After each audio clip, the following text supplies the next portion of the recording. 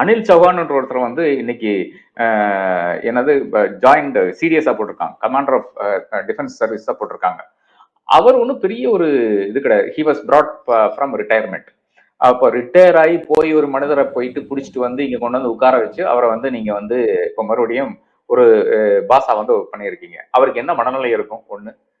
ரெண்டாவதாக நம்மளுடைய ஒரு பிரச்சனைன்னு பாத்தீங்கன்னா 20க்கும் மேற்பட்ட ஸ்குவாடன்ல வந்து MiG-21, MiG-27, ஜாகுவார், மிராஜ் இந்த மாதிரி விமானங்கள் தான் இருக்கிறதே தவிர சுகாய் 30 இருக்கிற இது ஸ்குவாடன்ஸே ரொம்ப கம்மியா இருக்கிறது. சுகாய் தான் இதுக்கு ஒரு ஈடு கொடுக்க முடியாத ஒரு விமானமா இருக்குது. ரஃபேல் வந்து அடுத்த ஒரு விமானமா இருக்கு. இந்த 2 விமானங்களை தவிர, 2 ரக விமானங்களை தவிர வேற ஒண்ணுமே வந்து நம்மளுடைய ஒஃபென்சிவ் கேப்பபிலிட்டிஸ் வந்து ஆட் பண்ணக்கூடிய விமானங்களா கிடையாது. நானும் கேட்க வர்றது இவ்வளவுதான். 11 வருஷமா வந்து என்னத்தை வந்து இழுத்து கொண்டிருக்கிறீர்கள்ன்ற கேள்விதான் கேட்க விரும்புறேன்.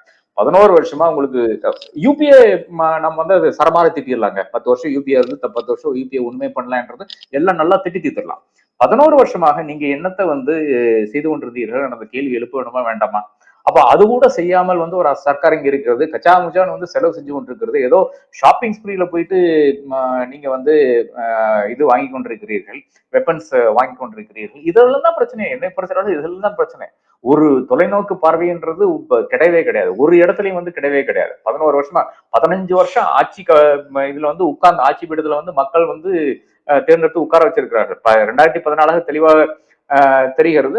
5 வருட காலம் உங்களுக்கு தெளிவாக தெரிகிறது. 2019 வந்து மிருகியமான ஒரு பெரிய ஒரு மெஜாரிட்டி கொடுக்குறாங்க. அந்த மெஜாரிட்டியை வைத்துக் கொண்டு கூட நீங்க வந்து டிஃபென்ஸ் போர்ஸுக்கு ஒன்றும் செய்யவில்லை என்பதுதான் முக்கியமான காரணம். அதை தாண்டி நீங்க வந்து இந்த என்னது அந்த 4 வருஷ ஸ்கீமை வந்து கொண்டு வந்து இருக்கிற பிரச்சனையை போராதுன்னு சொல்லிட்டு புது பிரச்சனைகளை வந்து வளர்த்து விட்டீங்க. அப்ப இதுதான் இவர்களுடைய கான்ட்ரிபியூஷனா இருக்கு. இதுதான் என்னை பொறுத்தவரை ஒரு பெரிய பிரச்சனையாகவும் நான் பார்க்கிறேன்.